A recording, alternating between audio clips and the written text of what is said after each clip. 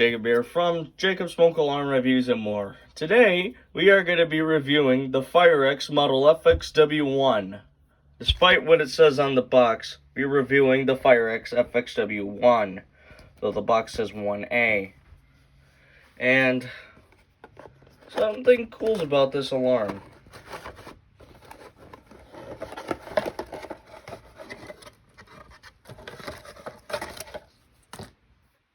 You got some cool stuff right here. You got a little coupon for some smoke alarms that ended, but the coupon went invalid in 1983. But this makes this alarm an old FX. And we got the alarm right here.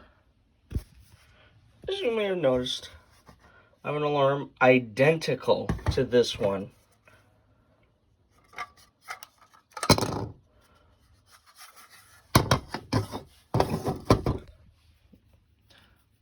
As you can see, the fxw-1, and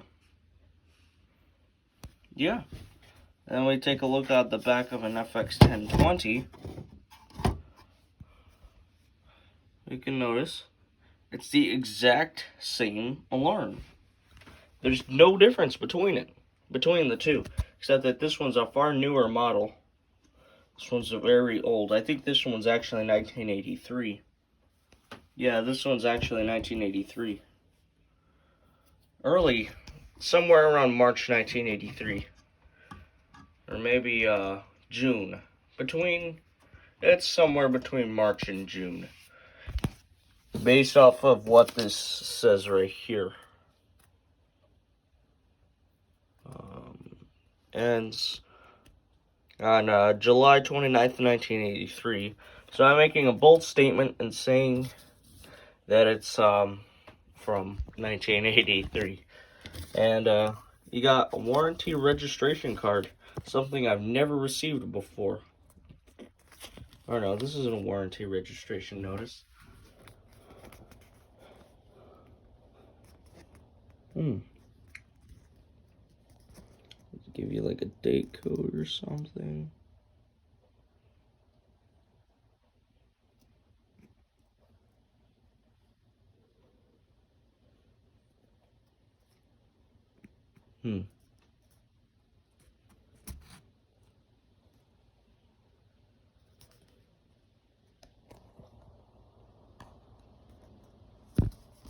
Nothing on the back. Then you got your manual, which is the same thing as the fxw-1 first generation models. And there was actually two different generations. There was actually two sub generations of the first generation. First generation had no test button. It would have looked like the Mr. FXB-1 right here. No, a tiered lens,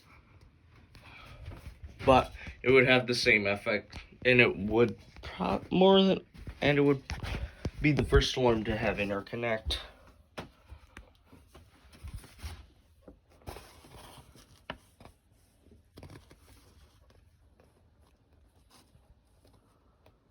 Yeah, that's the same thing. You pause if you have anything you want to see.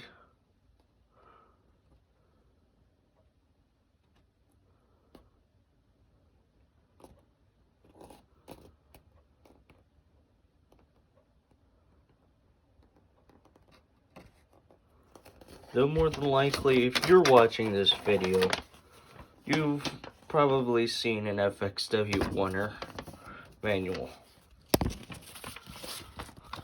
If you've also watched my other FXW manual, I believe this is the same one.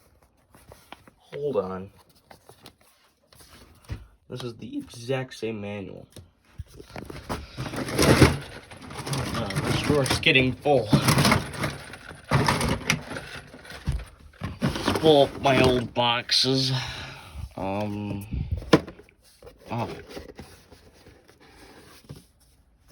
Here's my other FXW model.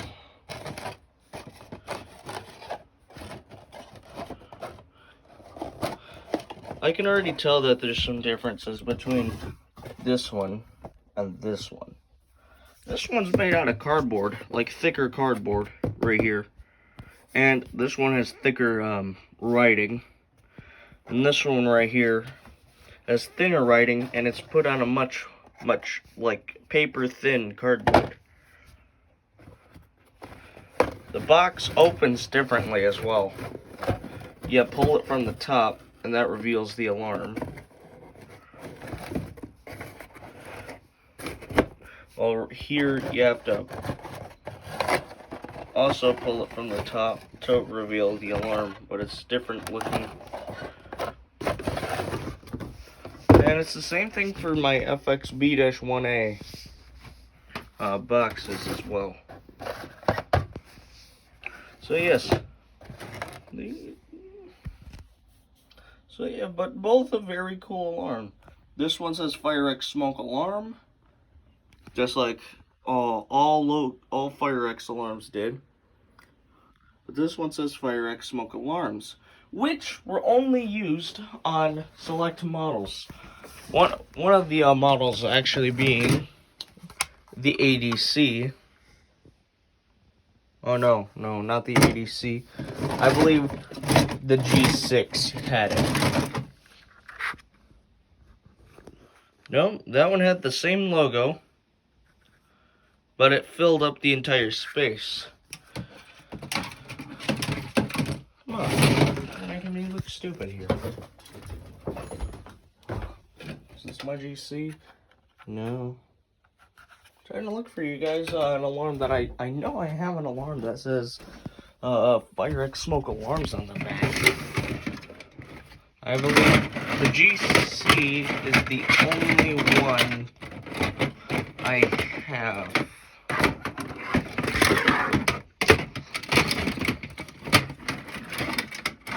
And pretty soon, guys, we're gonna be doing another collection video because it's been nearly a year since my previous collection video. I think it's just been too much time.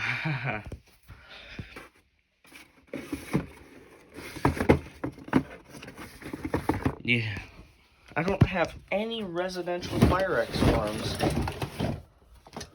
None. Is it here?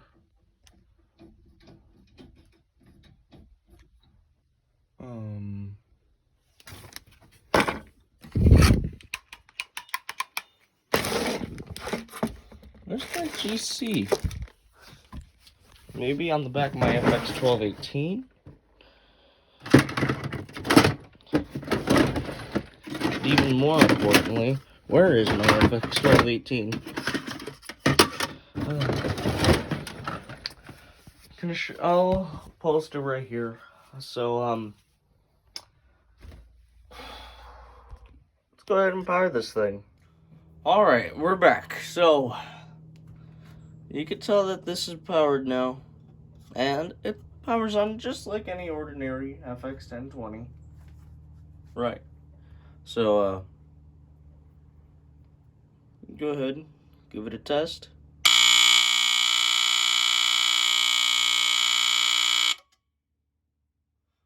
As you can see, the light does not go out when you test it.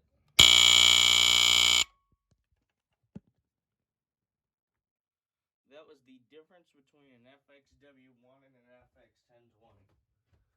All FXW, and to compare it, we also have the original fxw-1.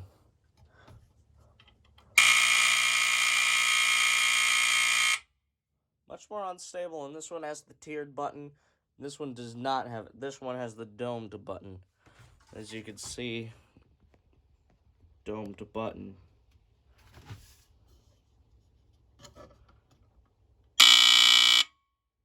It actually sounds really nice as well. So, go ahead and connect another FX. We can go ahead and connect the FX. Firex is probably most memorable alarm, the FX1020. Firex was known for having a mechanical horn far past its cool date.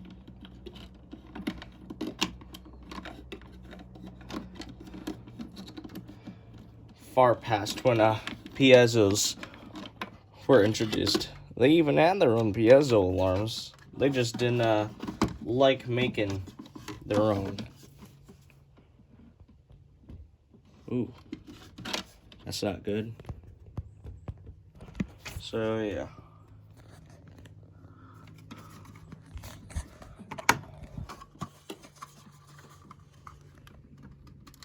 And here's the FX1020. You can tell because it has red writing on it. Huh?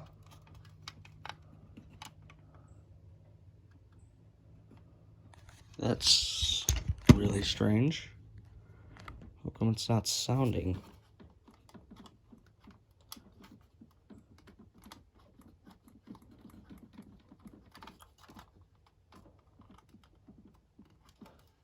Guys, I think one of my FX1020s just died. Oh, that's sad. Oh. I'll grab another one.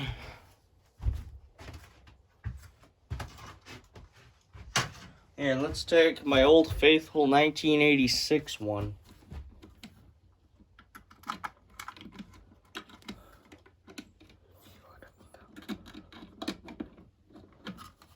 Alright.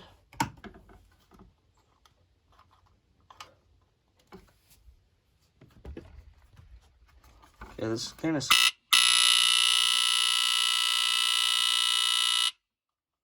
That's the FX1020.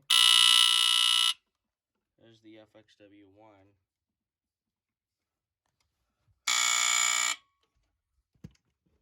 You hear the ping of the mechanical horn as well. So, yes.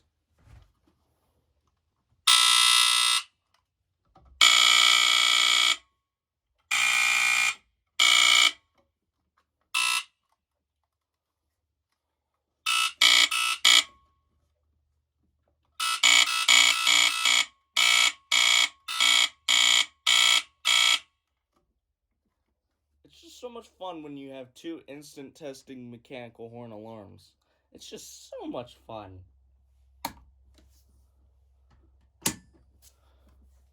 Anyways, back now to the part of the smoke alarm video that you're probably gonna end on.